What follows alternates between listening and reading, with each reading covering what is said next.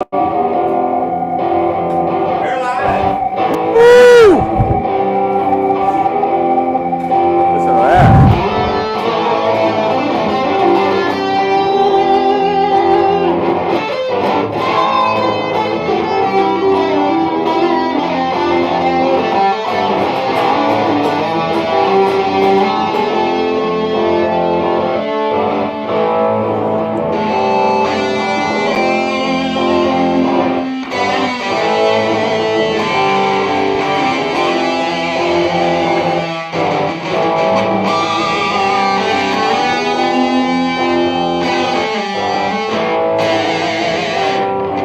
I like what you've done there.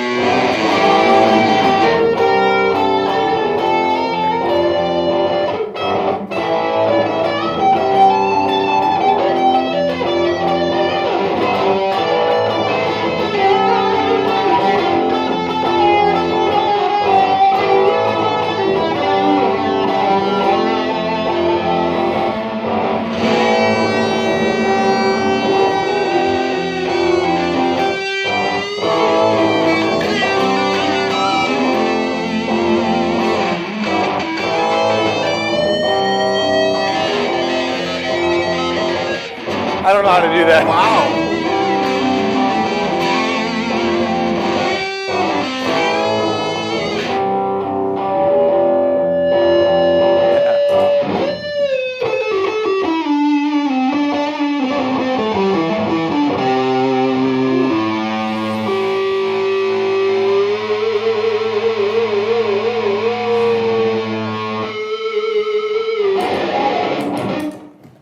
That's the first time anyone's done that to a guitar that I've made. There you go. I'm happy to know that it withstood that. Yeah. Hello, everyone. Welcome to the Reverend Guitar Circle R Ranch. I'm Ken. It's Friday. It's sunny and beautiful in Toledo, Ohio, but it's damn cold for May, at least in my humble opinion. Although I did just get back from Texas, Nick, and it was 95 degrees and 100% humidity already in Dallas last weekend. Well, welcome back to Michigan or Yeah. Ohio, wherever we are. Toledo. Yeah, we're It's kind half of like and half. it's kind of like an in-between zone. You know what I Yeah. mean? Well, there's this like 12-mile strip of land here Yeah. that Michigan and Ohio fought over.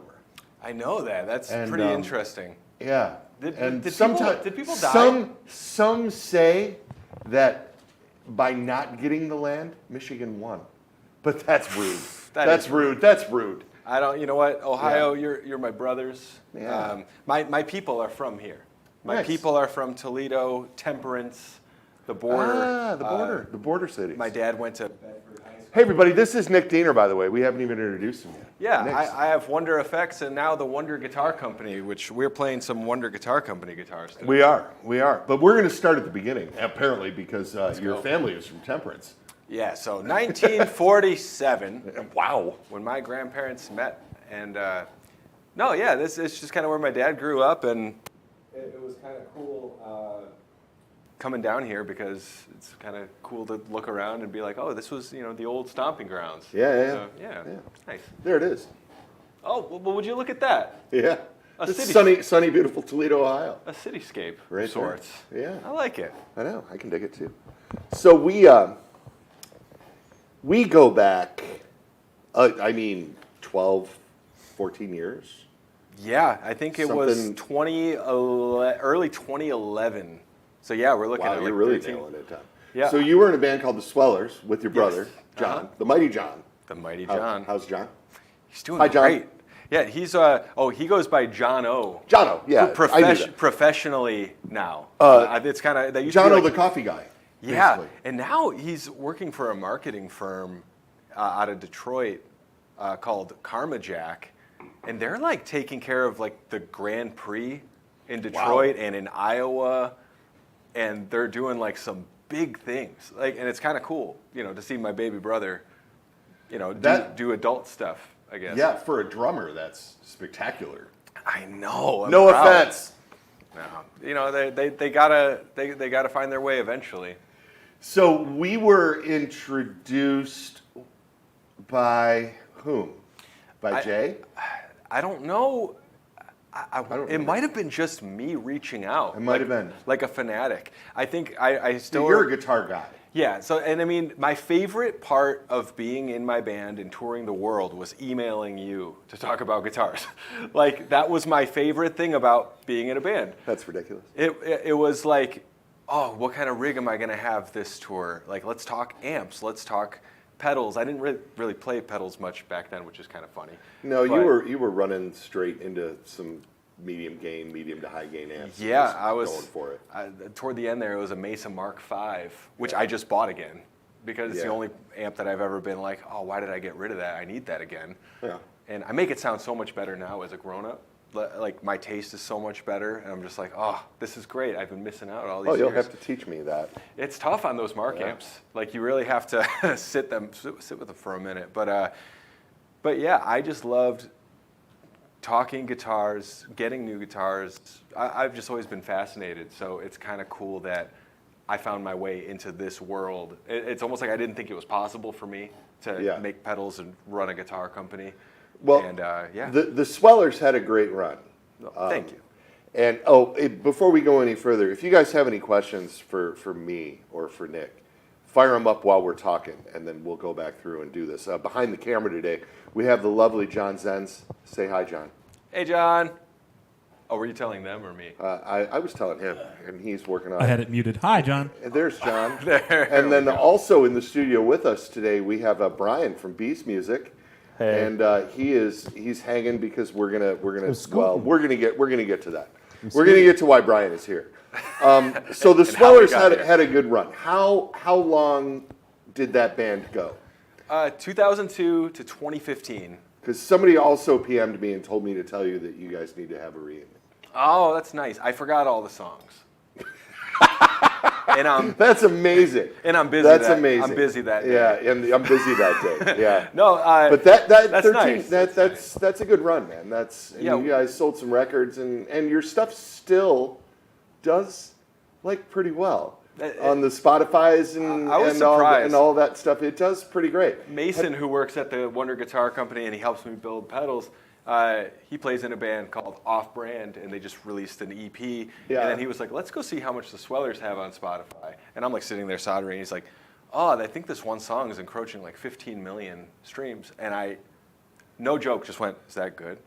Did you get your $23 check for that? Or? Nope, Fueled by Ramen did. Okay. So, all right. So our All old right, record fair label enough. gets all that. Yeah. Did have they now that we're in like this is another question that I'm fielding questions for you like crazy. I love it. And I didn't give you any warning on any of this Sweller No. shit either. I was just like I'm gonna drop it on him just for No. fun. With the vinyl craze being what it is, Mm-hmm.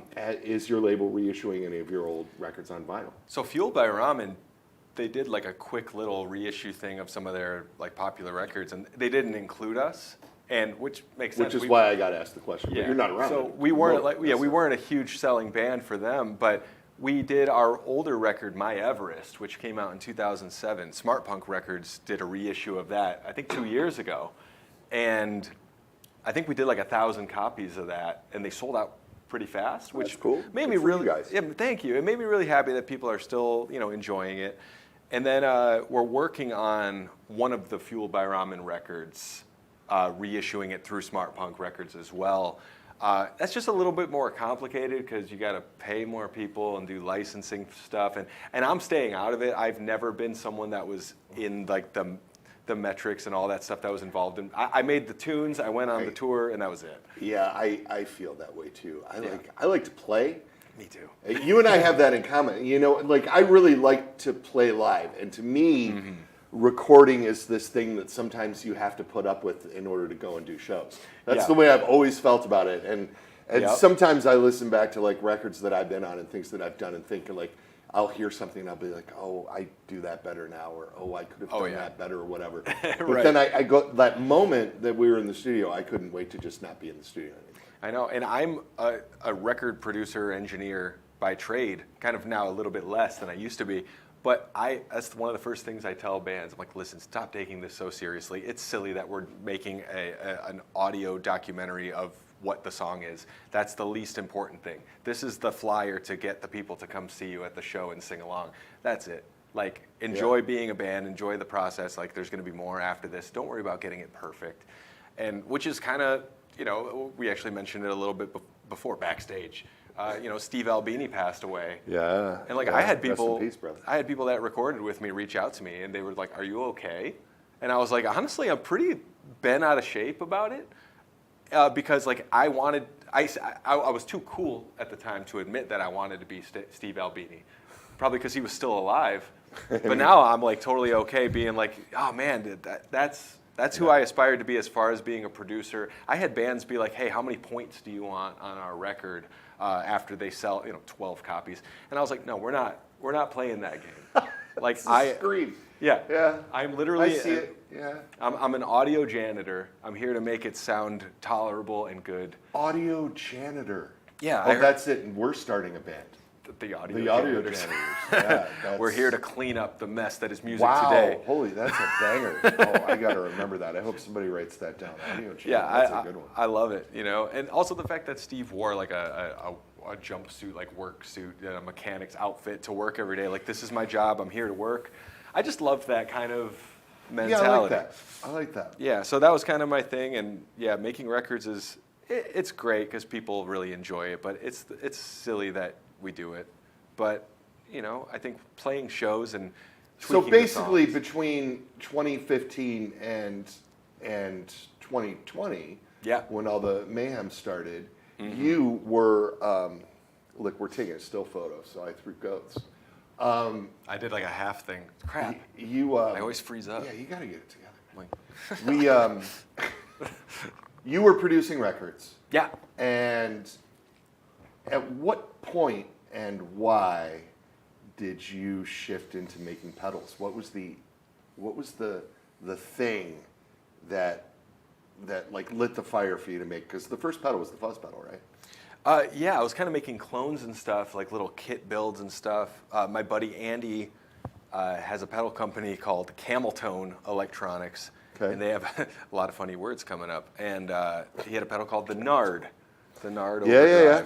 Okay. And he always talked to me, he was friendly with me, and I kind of said, hey, I kind of want to get pedals like designed and made, maybe just like have them made in China. I'll put my name on it, I guess. It'll be like my studio's signature pedal, I don't know.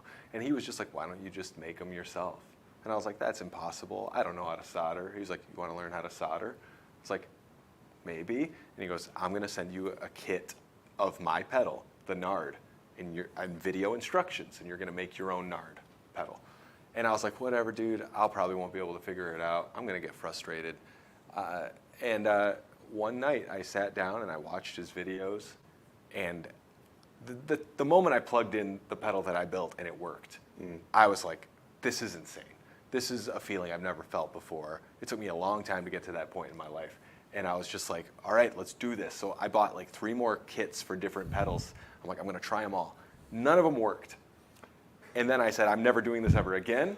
I quit this forever. And then I kind of started looking on forums and everything and trying to answer some of my questions. And I basically told Andy, I was like, I want to be a pedal company. I built one pedal that worked, and I want to be a pedal company. I need to make this happen. This is so cool when it works. And yeah, it's just kind of because bands weren't coming into the studio because of the COVID lockdowns. I had a couple that did come, but we were like, some of us masked up and outside of my house tracking. The band No Trigger came and did their full-length record with me, the music and a lot of the pre-production. And one of their guitar players was a little bit more immunocompromised than the others, and he's like, I still want to come. I'm going to drive separately. And he stayed in my camper while the band stayed in an Airbnb. And he sat outside of my window in my studio playing guitar and bass, and I ran a cable out to him, and I blasted the speakers, and I was like, you got that? And he was like, yep. And looking back, maybe it was a little intense, but at the same time, cool memory, I guess. Just like we really tried to take the precautions, and yeah, everybody's got a couple of weird stories like that for sure. Yeah, we were like blowing air out of rooms when we were all in them, just to like make sure that like everything was like it was a weird time. We didn't understand anything like what was really happening, But yeah, I was still kind of building pedals in the meantime. Met some people who can design circuit boards for me when I had ideas. I was learning more about how all that stuff works. So you had a sound in your head, and you had somebody help you sort of make that sound become a reality. Yeah, I like decided that I didn't ever want to learn how to use the circuit board software, like the CAD software, Eagle, all that stuff. I was like, I don't, being a parent, having 2 little kids, I was like, I don't have the time to learn that part of it. I just know I don't, and I won't.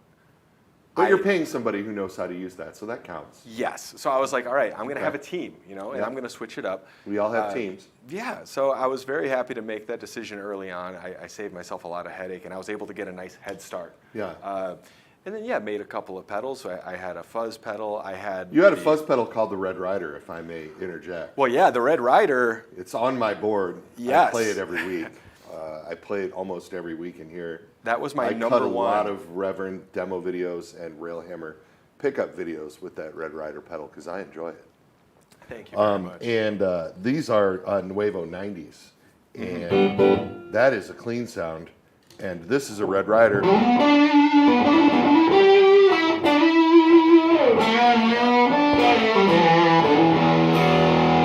That is the neck pickup and has gnarly.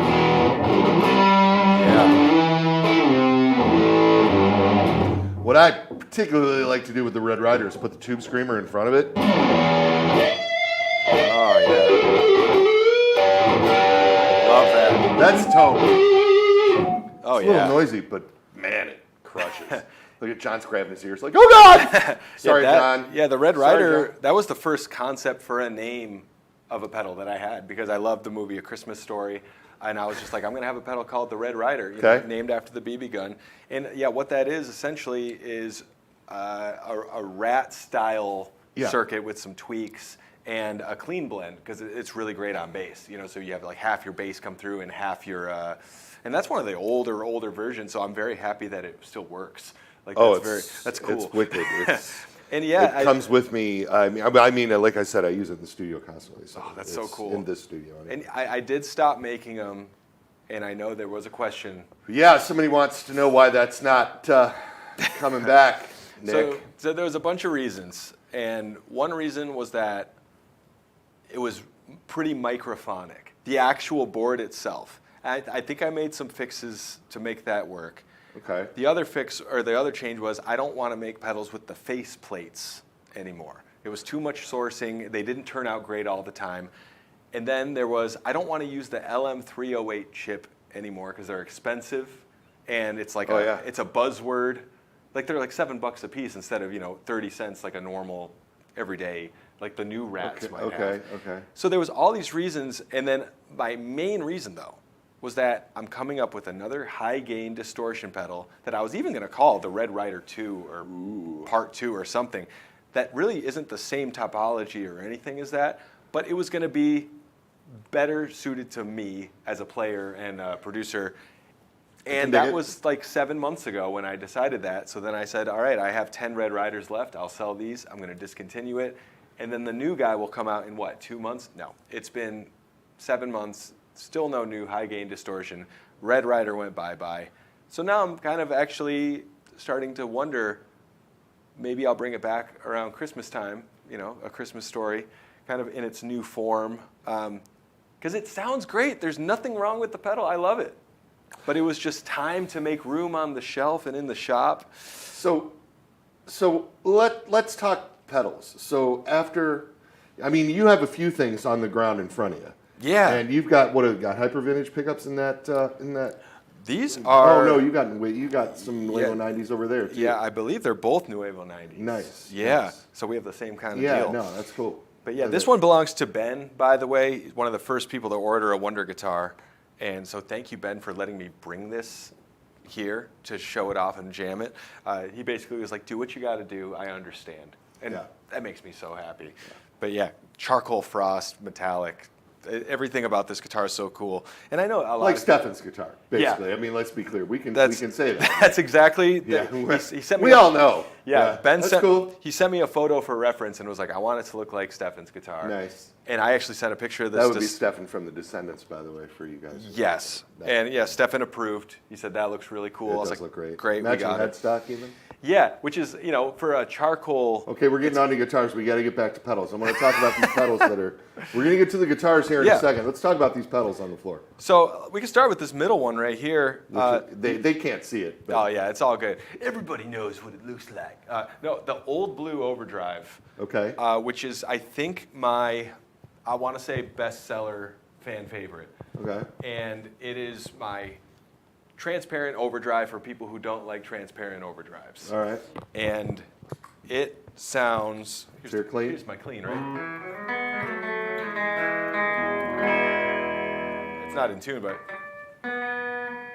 Tuning song. better. Okay, so yeah, it kind of just gives you a little extra,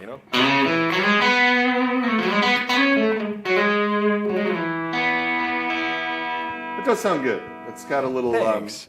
And like, it's got a little like amp breakup kind of tone to it. I like that. yeah, and that's kind of, I like to keep it low gain to kind of do like the. Yeah.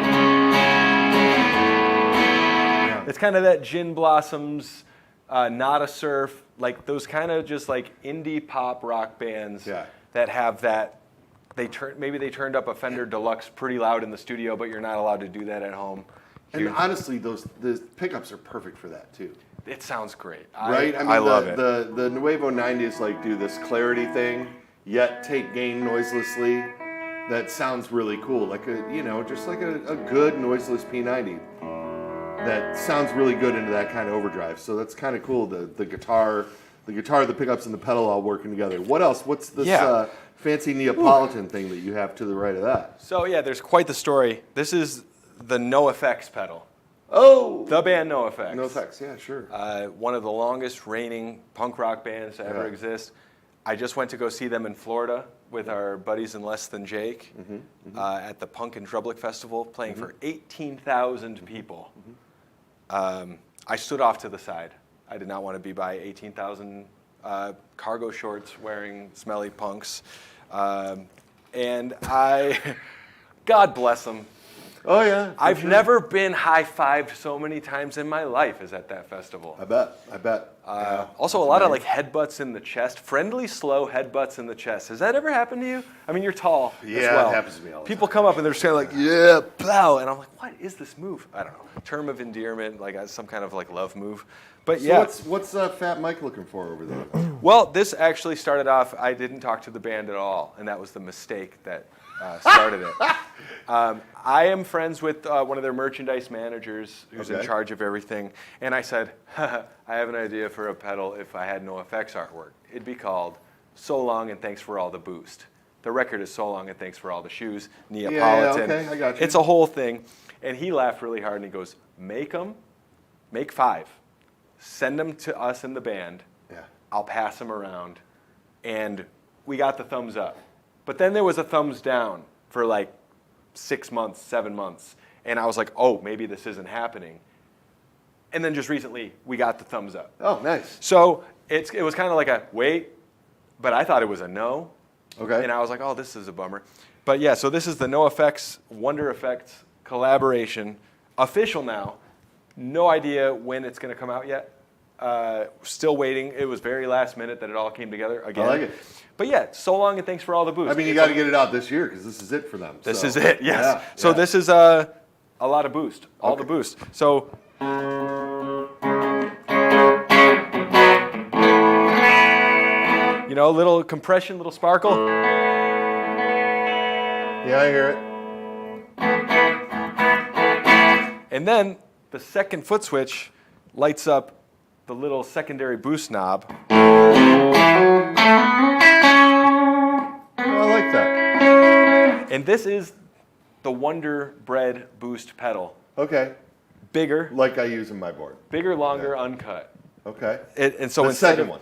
So instead of the toggle switch, you got a foot switch for the dirty boost. Yeah. And it's adjustable with that knob. Okay. So the cool thing is, and also on that bread boost, not a lot of people knew about this, but there's a tiny little dip switch in the top of the pedal that you could turn the dirty boost into a fuzz. And people would break that switch all the time because I made it plastic and tucked in, and people would just jab a screwdriver in there. Okay.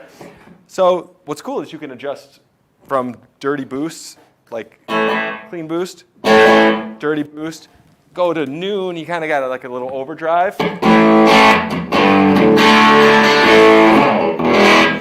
Yeah. I mean, I'll turn down the main boost a little bit. If you turn up the secondary boost all the way, 2 transistor spitty fuzz.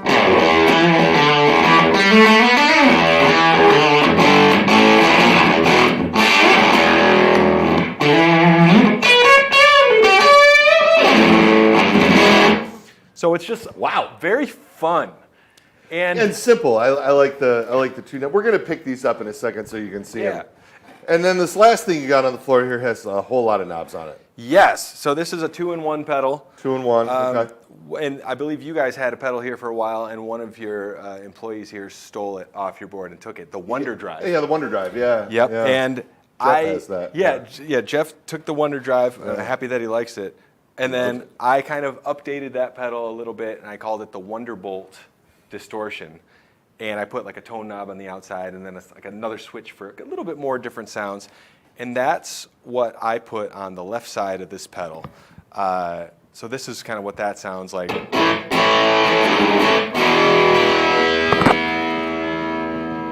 We're tweaking. The tone knob helps, right?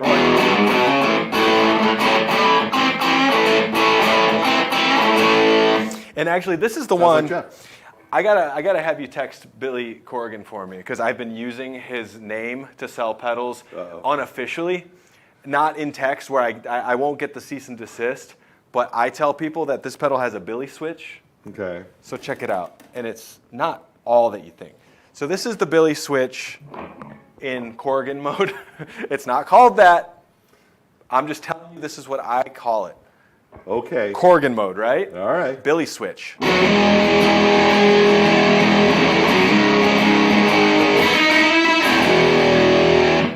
That's my.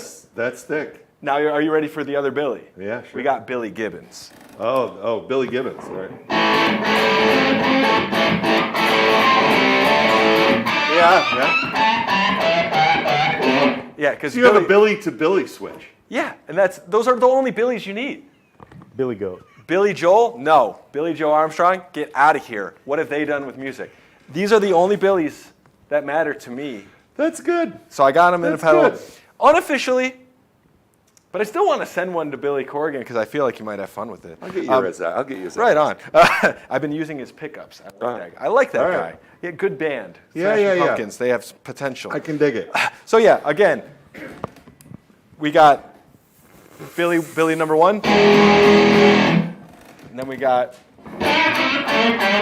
when you play Billy Gibbons, you only do quick staccato bends with pinch harmonics. All right. Faux show. So yeah, That's him. that's one side of that fun pedal. Speed round. Other side. We got to get to guitars. Yeah, we'll get there. We'll get there. The other side is my take on a muff. Okay. And the reason that this whole pedal exists is because everybody who used the Wonder Drive or the Wonderbolt said, unprompted, this thing loves to be stacked with my muff. Okay. And I was like, all right, that's cool. And they were like, will you ever make a muff? And I'm like, I don't like just making like a copy or like a slightly tweaked. But then I was like, I think I found the exact muff circuit that I like, my taste, and I want to put it with the Wonderbolt. And Alone. so here we got classic Scoopy muff. And then I'll go to the other side of the toggle all the way up, which is very copious amounts of low end. That And sounds then- great through that amp. It I mean, does. As Greg would say, it's a polyp rumbler. Ooh, I like that. Yeah. So, and because I don't know what I'm doing, when I first made this pedal for the first one to test out, I put on the wrong toggle switch. An on instead of an on. Okay. So I gave it 3 positions, And the totally middle one by is all of accident. it? The middle position is almost like a splitting the difference in the happiest way possible. I call it my Wonder Muff setting. And to me, it's my favorite muff sound ever. Okay.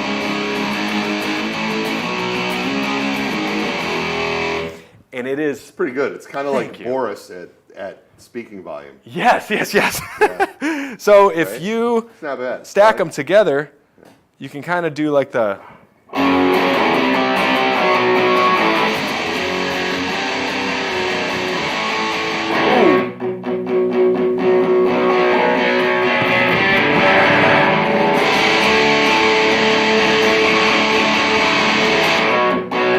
Gnarly. That is gnarly. And then a lot of people say, never put a drive into a muff, or no, put a drive into a muff, never put a muff into a drive.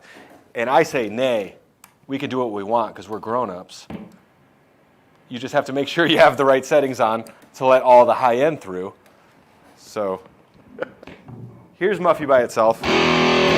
Here's it going into the Wonderbolt distortion.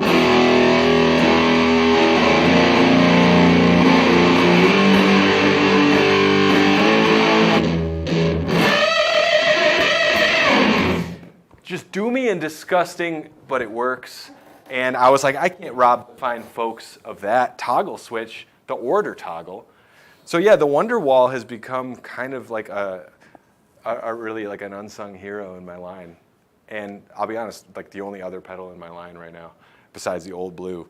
No Effects not out yet, but this. Yes, last but not least, So this is we're making an announcement here today. B's Music Shop. Brian is here from Beast Music Shop. Yeah, you're gonna come up? I'm gonna scoot. Oh yeah. I don't know what I can. Can we get you in the shot? I could just like. We I got can do look. tricks. I can like ollie up here. You want to grind? Brian is hobbling. He's on a knee rover. I had which a is- tendon fail. Which has kind of been a tendon fail, yes. Yeah. How did you guys end up working together on this? We heard a little bit about Chris DeMakes from Less Than Jake is a friend of Reverend as well. He's got a Jen Wasner guitar, which is the ultimate in ska, as far as I'm concerned. Such a ska guitar. What brought this together, you guys? Well, Brian and B's Music, they make a lot of cat pedals. They're green. They do. They make a lot of cat pedals. They're green and they got a cat on them. And we did a pedal together called the Wonder Cat, which is half of my Wonderwall. And that sold really well. Okay. And the Less Than Jake pedal really started to take off, and it made me really happy. And then Brian and I think we were just joking around. We text like every day. Yeah, for no reason. We're constantly shooting the crap, talking about ideas that may or may not ever happen. The pedal's called All My Best Friends Are Pedalheads, named Okay. after their song. But we just wanted to call this one All My Best Friends Are Cats. Yeah, just there you go. No rhyme, no reason, just cats. And it has Reverend Guitars on the logo. How cool is that? That's Oh yeah, so- it's got the buckshots on there. yeah, that's why I like wanted that. you to have this one because that's cool, it's man. a punk and ska pedal, and you are a prince of punk and ska, if I do say so myself. Okay, all right, fair Yeah, enough. absolutely. Even the checkerboard little cat playing a trombone. Yeah. And then so it's ska and punk on a toggle switch, basically a boost and a nice distortion. I think you'll really like the distortion side, and then I'm in. I'm Yeah. gonna try it. I'm gonna play it tonight at Smalls. ooh, that's excellent. Yeah. And I'll be honest, this ska side, it's the same thing as your bread boost Okay. and this No Effects boost. They're just like different formats. So whenever I need a boost or like a spanky clean thing, I kind of have my Wonder circuit that I pop into it. So hiss would be Presence. presence. Yeah, of course. yeah. Presence and tone, and then a gain control, and then of course you have your punk and your ska controls. I like Yeah, that. so this Those are turns your the pedal volumes. on and off. Yeah, right. And then And this the boost, toggles yeah. between blue and yellow LED, so you know which set Oh, of knobs nice. Oh, that's it's cool. working. Yeah, it ended Yeah, up that's working really out cool. I great. like that. And Chris DeMakes is, I've known him for a really long time. I'm sure. Well, is cool. I would say he took my band on tour, but that's not actually how it started. I was playing bass in the band of Wilhelm Scream. I had to fill in last minute. They had me join them on a tour before I was even a touring person. I dropped out of college, playing bass in a Wilhelm Scream. Less Than Jake is headlining. Saw the country for the first time with Wilhelm. Less Than Jake took us under their wing. And one of the first things, Chris, I haven't told him this in a while, one of the first things he ever said to me, he was on the phone backstage by a curtain, and I walked by. I'm just 18, turning 19. And I'm like sheepishly walking by this guy that I've been listening to for years. And he just pulls the phone down. He goes, "Never signed to a major label, kid." And then puts the phone back up. I'll never forget it. And wow. yeah, it was awesome. It was a very cool, just like moment. I'm like, oh, I'm in with you. And then at the end of that tour, Roger, the bass player, gave me a hug and was like, "Let's do this again sometime." And I said, "Well, I'm done with Wilhelm Scream. I'm not playing bass for him. I'm just filling." And he goes, "No, your other band, the Swellers. Let's do it." Nice. And I was like, all right. And then we went on tour with Less Than Jake, blah, blah, blah. Years go by, pedal company, Chris DeMake signature model, ska punk pedal. All my best friends are pedal heads. Now, And then I just worm a cat in there. That's all I do. I just come at the end and yeah. make it Brian just slightly comes dumber. in the end and puts a cat on it. and it looks better than it should, doesn't it? Honestly. It did turn out really well. I Avery mean, Worrell did did some of my other ones. Has some pedals we're doing with her. Did the art on it. like it's really good. gaudy. It's so gaudy. But when it all came together, I was like, wow, the green, the blue, the yellow, the cat.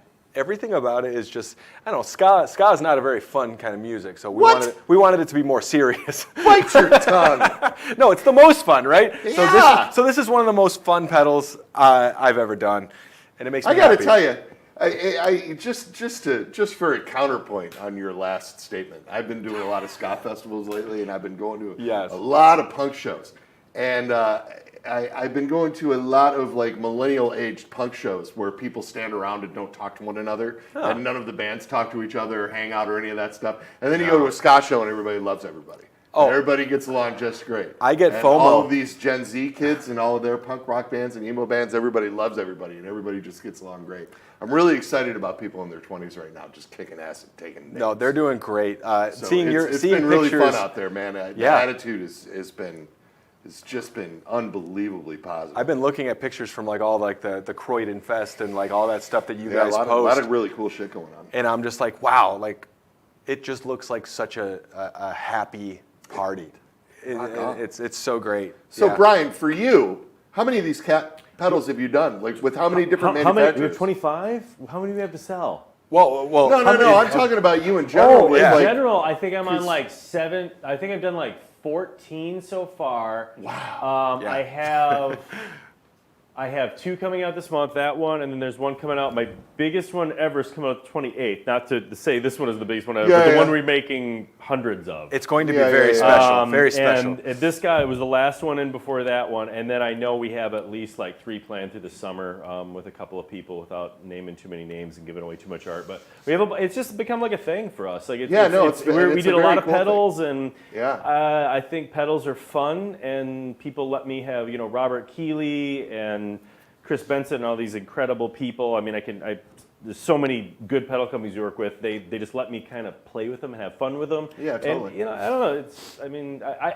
I've been thinking about it the last couple of years of like, we used to be this dealer and we would talk to people. I mean, that's how I met you. And okay, we're going to sell your stuff and sell your product and we will do this. And now like I find myself just like talking to my friends and making fun stuff to sell, and it's like I'm almost working from the other thing. We're like, like Nick and I are just like, hey, we should come up with something that people might like, and it's more like I'm not going out and seeking out product.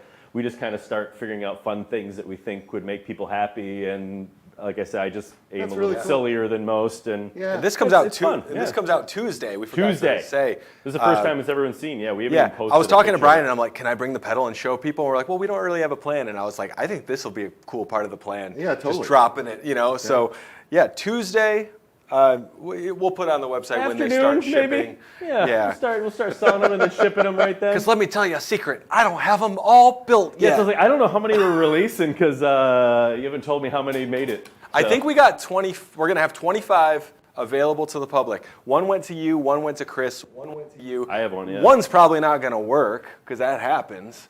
And then one, I need to keep one for myself. Yeah. I don't keep stuff for myself very often. Yeah, neither do I. I'm only about the money. That's I why saw we your do wall. this. Guitars are different. Guitars are cool. Okay, so we're gonna have to do speed run on the guitars Okay, because I'll we're scoot out. going. Okay.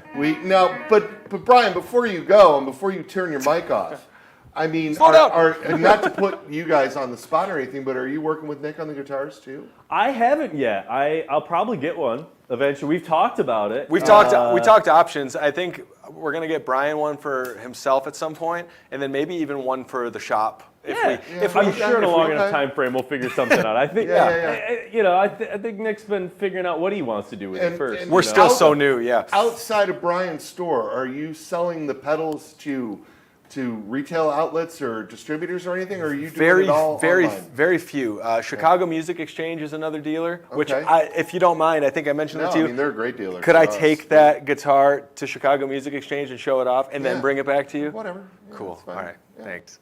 Totally. I just, Okay. I'm So you have excited work to about do. He has these two things. dealers that I'm You one have of. work to do. Yeah. So, thanks, Brian. You're I'll a just scoot legend out. for being here. Yeah, and you're the for- best. for hobbling around and all that stuff. And we're gonna. It was like we stuff were your car with Reverend. It was like we were a band loading up gear, but it was loading up his scooter and crutches. Yeah, I get it. Yeah, it's pretty great.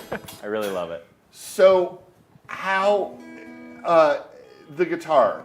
Yes. So of course you're making pedals and you're like, well, I can make guitars too. I understand. How did it start? What was the thing that really I think made you want to do it?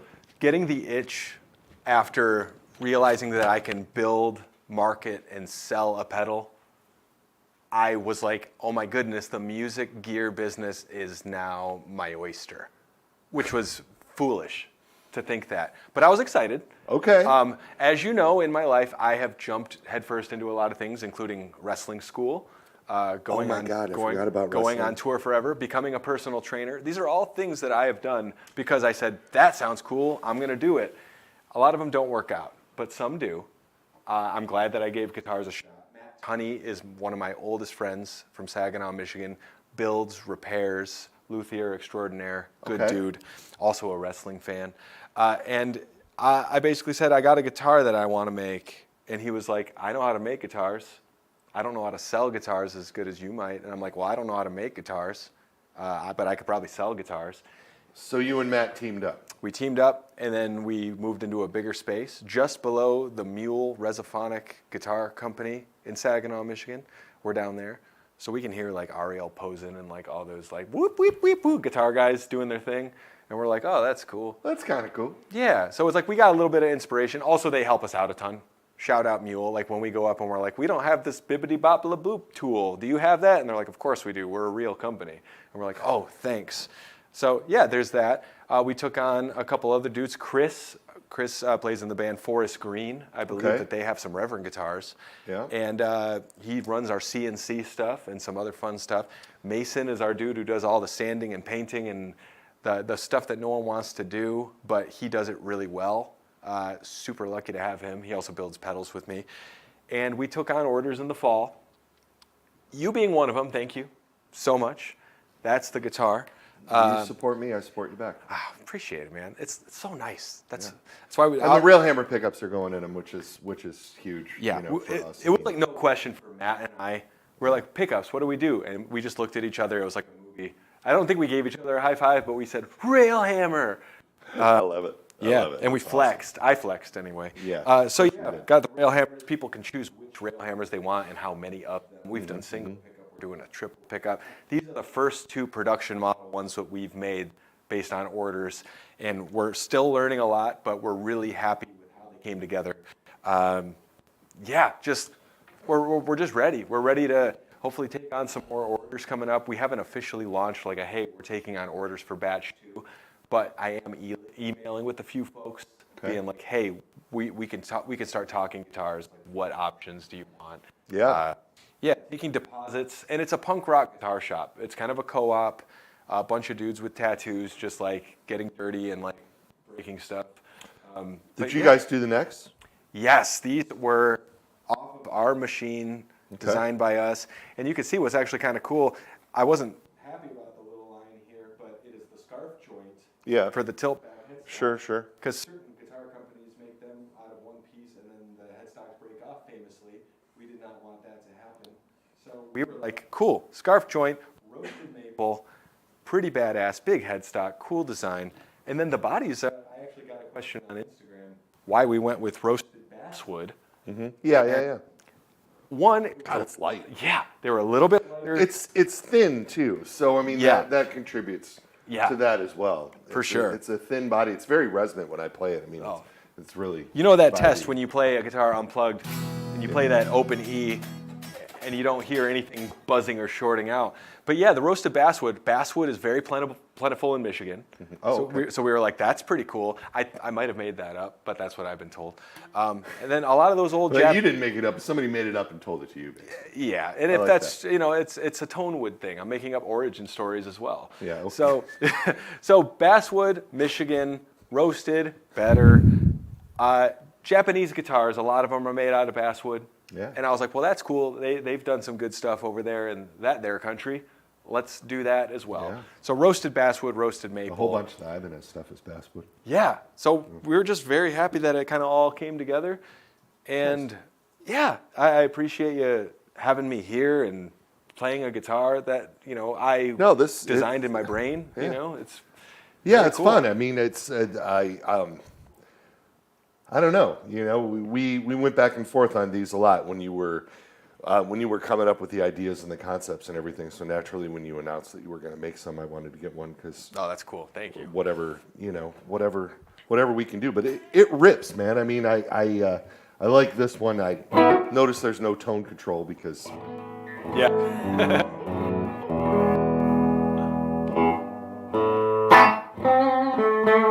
you can hear how resonant it is, clean.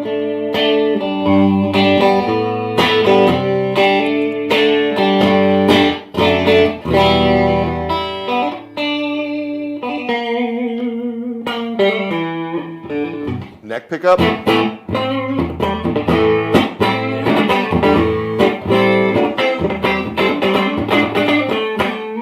There's like a compression thing going on there, even without a pedal or anything. It's you can like hear it be squishy.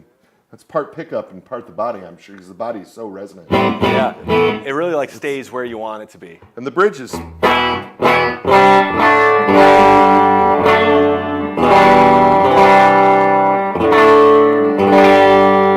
Takes gain really well. I'm a big Angry Charlie guy.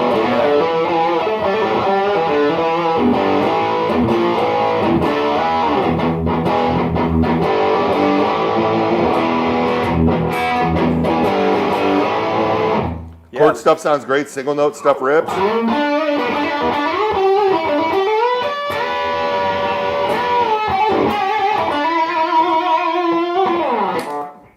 One thing I did want to say, 12 inch radius. Yeah, I believe so. Yeah. Something like that. Yeah. One thing that I don't, so I'm not a guitar builder myself. I'm a little bit hands-on with this stuff. But one thing that happened when we got the initial prototypes, the pickups were kind of in different places, slightly. And when I was playing, I'm a big ear guy.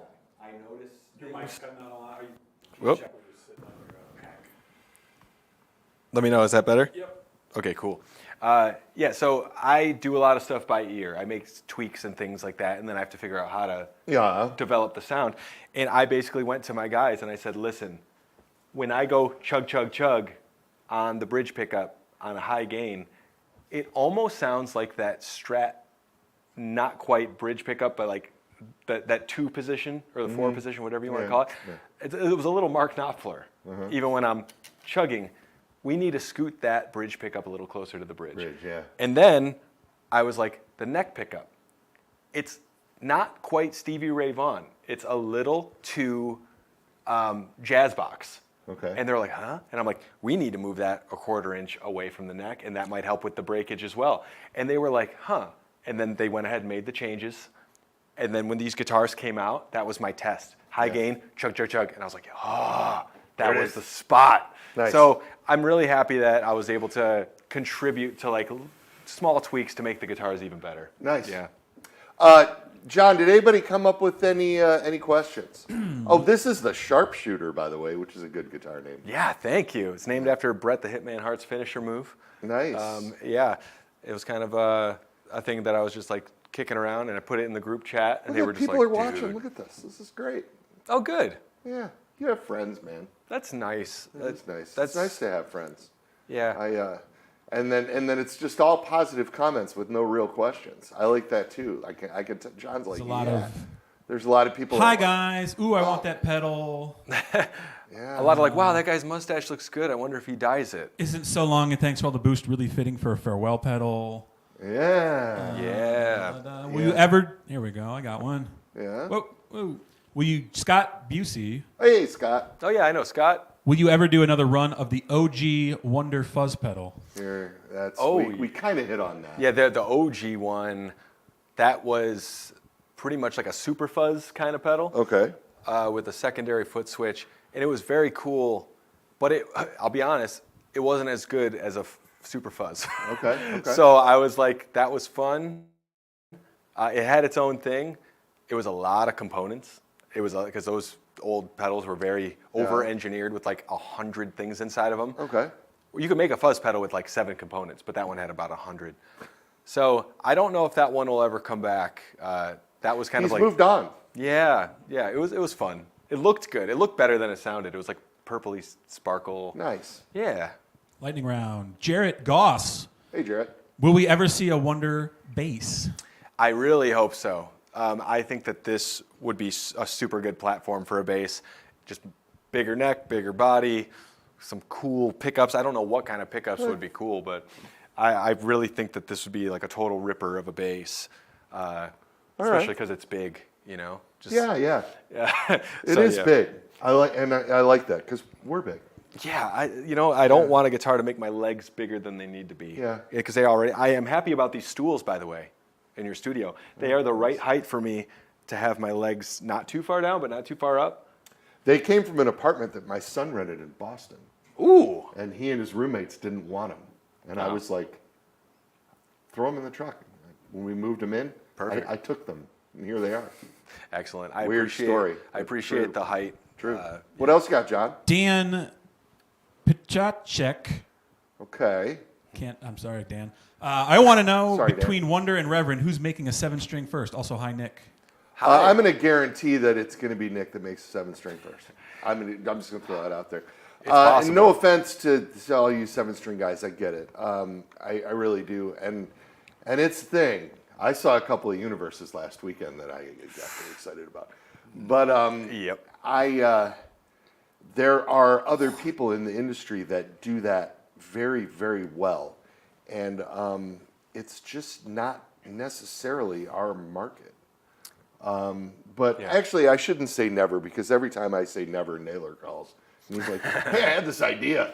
You know what I mean? Because that's my guy. Yeah. You know, and Joe is dropping some shit on me right now. I don't even know where to begin. I'm not going to talk about it here. I'm just saying that it's going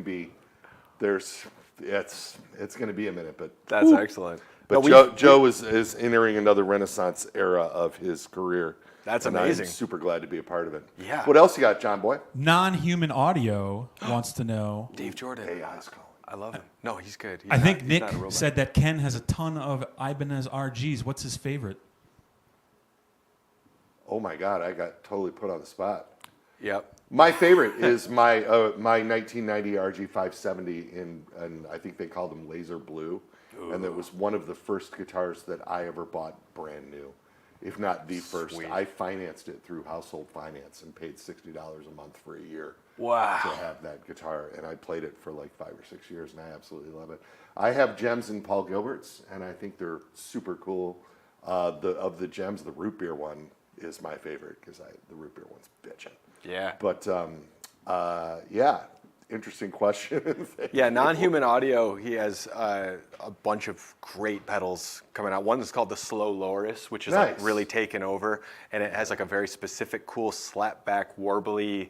It's just like its own thing. Nice. And he was posting a bunch of pictures of his Ibanez guitars. Awesome, man. And then I was like, yo, you should talk to Ken from Reverend, because let me tell you who has some of those. I have an his collection. It's true. I've got a handful. I've got some early J customs that are really, really cool.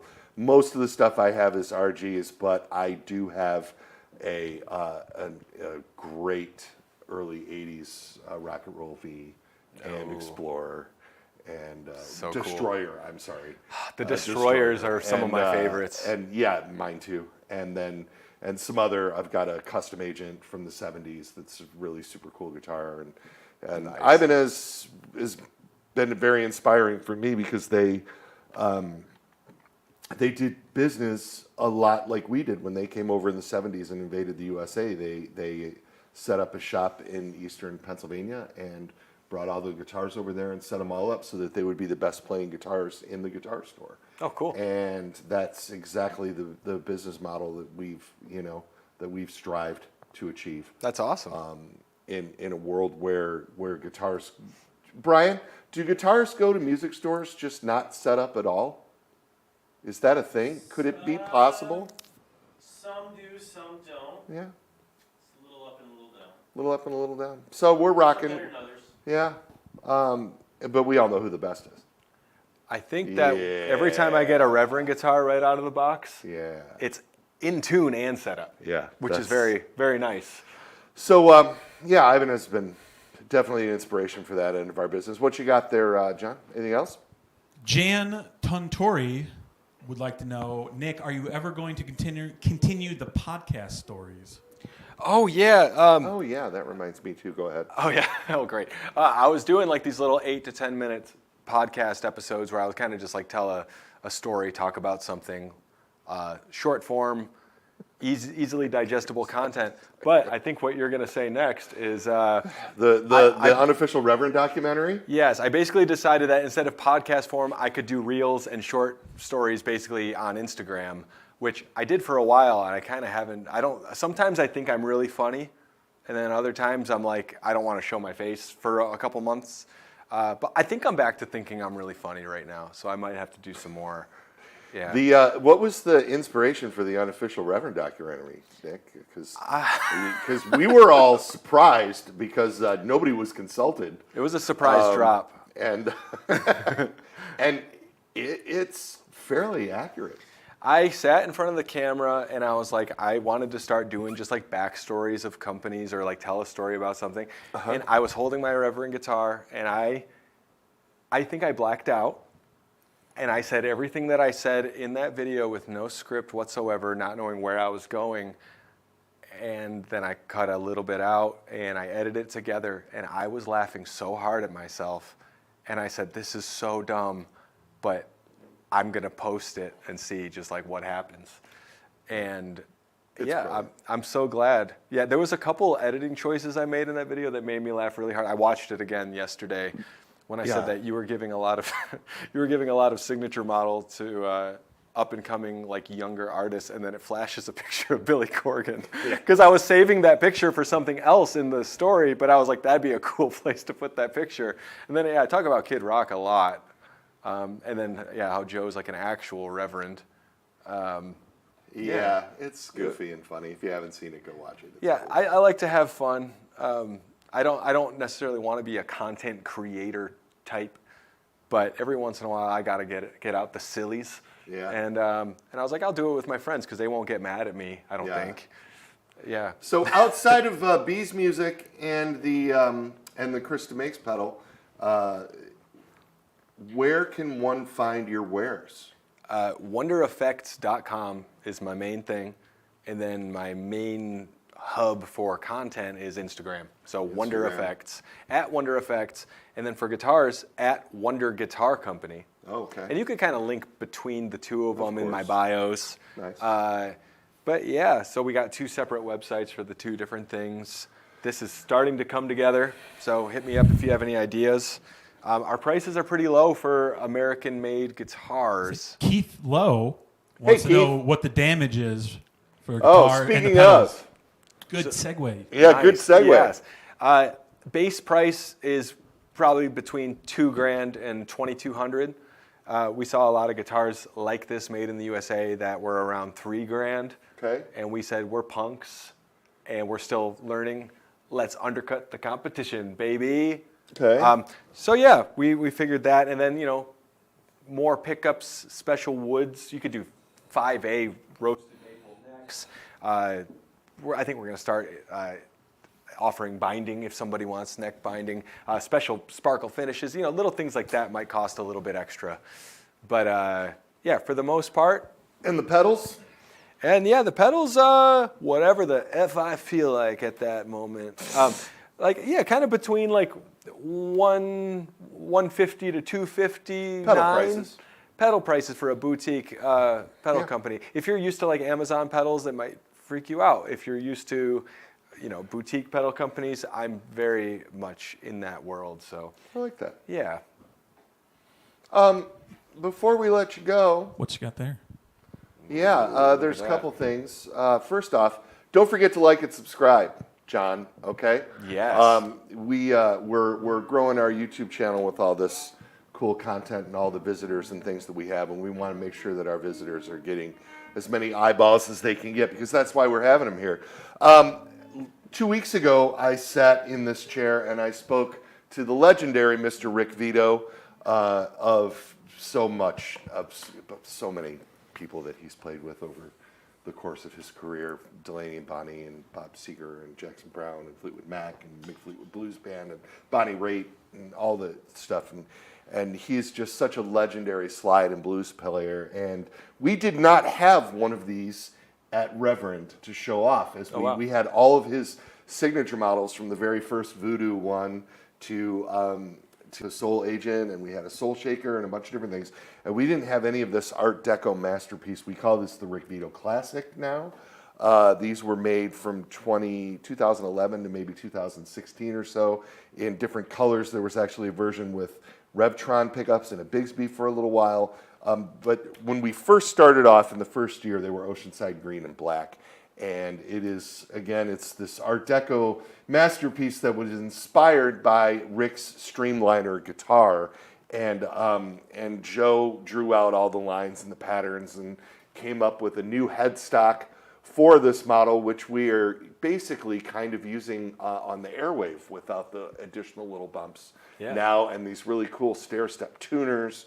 And this bridge pickup is kind of like a Supro style single coil under a humbucker cover. It's really cool. Blend control. After Rick being here and me lamenting the fact that because I saved a couple of these.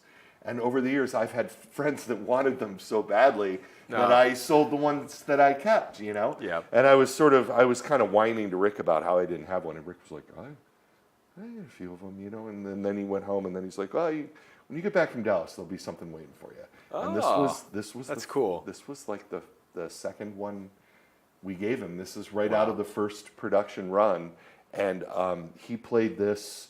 There's live video of him with this guitar on All Star Guitar Night, and and he did a whole True Fire slide instructional video with this actual guitar. That's and sweet. so it's super used, and I just can't thank Rick enough for putting this back into the Reverend Historical Collection, and we're going to clean it up and case it up, and it'll go with all the cool guitars that we've saved from our years, from our 27 years in business. And that'll be you, man. That'll be you someday, right? That'll be cool. And you'll call me and you'll be like, "Hey, man, do you still have that guitar from the first run?" And I'll be like, "Yeah." And you'll be like, "Can I have it for the Wonder Museum?" And You're gonna let me have it? And I'll be all old. I'll be kind of like Brian. I'll have like a scooter.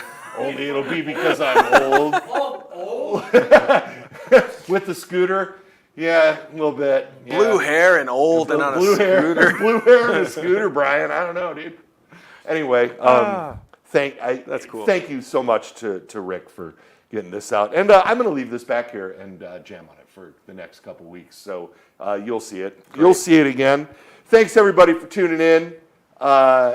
Nick, it's been a pleasure to have you as our guest. And Thanks for having me we back. totally man. appreciate it. And Brian rolls in. Brian rolls in to say goodbye. Do a pop shove it. Pop shove it. Next week is going to be really special.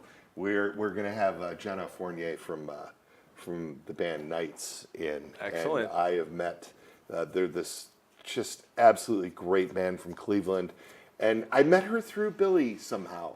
No. I met her at Earthquaker Day, and then she's friends with Mr. Corgan, and one thing led to another, and we're really excited to have her band in here to do a session. Awesome. And since they chose to come in and do the session on a Friday, she's going to sit in that chair with me next week, and we're going to talk about all of the stuff that we have in common, and her Billy Corgan Z1 guitars and all of that good thing. So Awesome. tune in next week to meet Jenna, everybody. You're going to love her. And thanks, Nick. Appreciate you. Thanks for the guitars, brother. Appreciate you, Take man. care. We'll see you here next week, y'all. See ya. Later.